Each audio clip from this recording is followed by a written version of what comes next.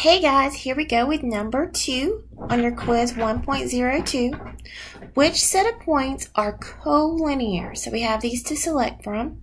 So we're looking at R, Q, T. Let's see. R, Q, T are not on the same line, so that's not going to work.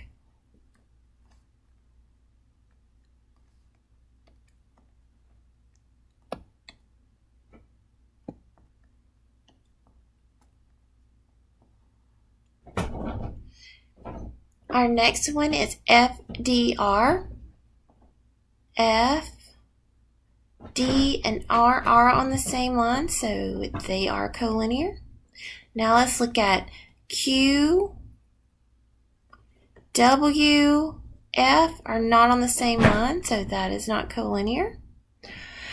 E, D, E and D are on the same line, and T, so those are collinear. Q, E, and T all on the same line, those are collinear. So the points have to be on the same line to be collinear.